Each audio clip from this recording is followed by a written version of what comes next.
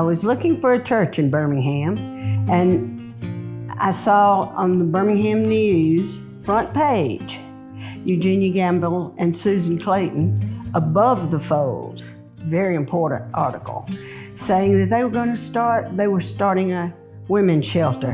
And so happens I grew up with Eugenia Gamble in Greenville, Alabama. So I knew somebody, they were doing something I was interested in. And so I went trotting right over here and said, I want to do this. I found out that that was really my calling. I had a rapport with the ladies that came in there. I could talk to them, they could understand me. Of course, sometimes I'll cuss and fuss, and that helped them to understand me.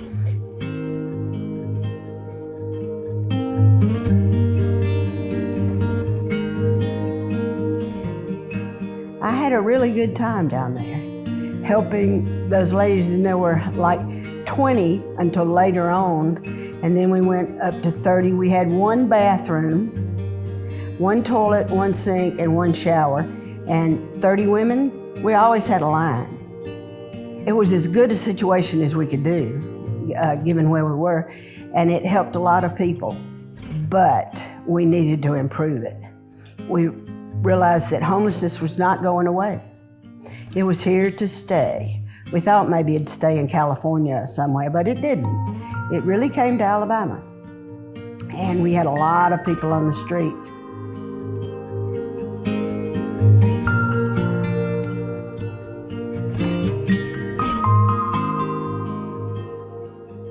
The church started looking, the mission committee, I think, started looking for space close to here, because this is where we want to be.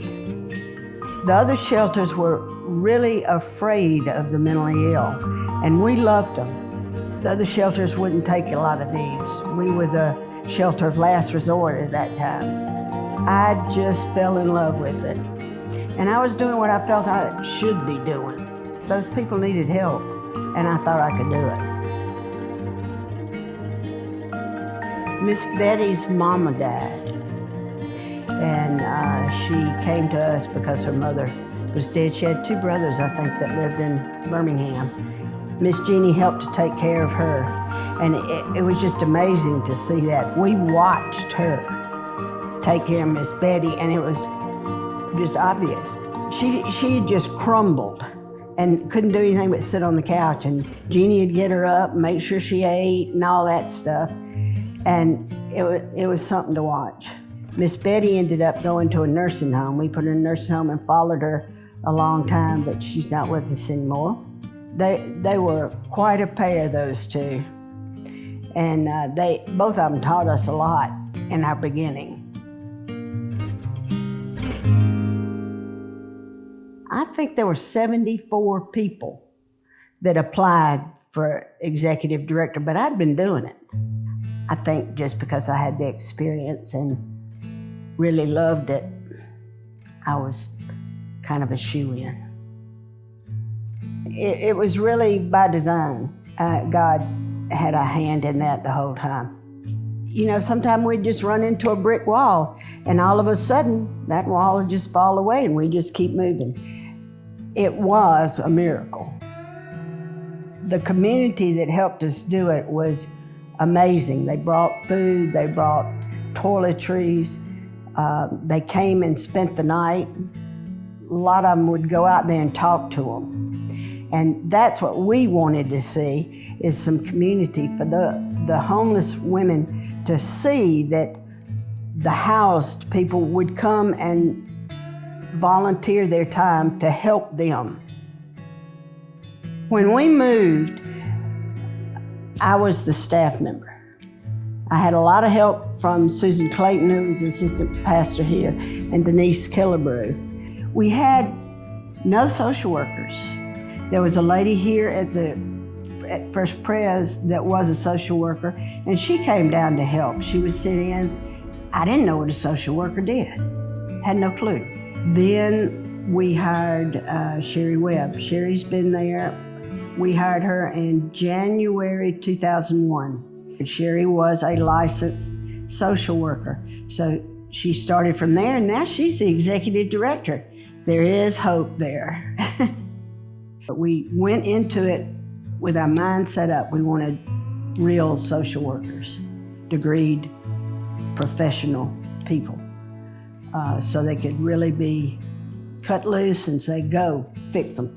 The mission is put them back together, get them on their feet, and get them a place to live. They're not supposed to live forever or even a long time in emergency shelter.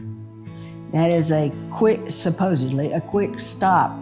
It isn't working that way now because we don't have enough housing, low-income housing, to put them in from shelter. But it's not just Birmingham's problem, it's the state's problem, it's the country's problem. When we were in the basement here at First Presbyterian, we had no children with us. It was just adult women, homeless people. We've had families stay with us with 7 children. We've had 5 children, 4 children. That's a lot of children. We didn't anticipate that at the time we were planning, so we've been scrambling to take care of children for several years now. That little group of mission-driven people at First Presbyterian made that decision to build a shelter, and it has affected thousands of women and their children over the years that I was there. We need the continued support of all our volunteers and our churches and our foundations and corporations, because we've got greater things yet to come. Just watch. Okay, I'm done.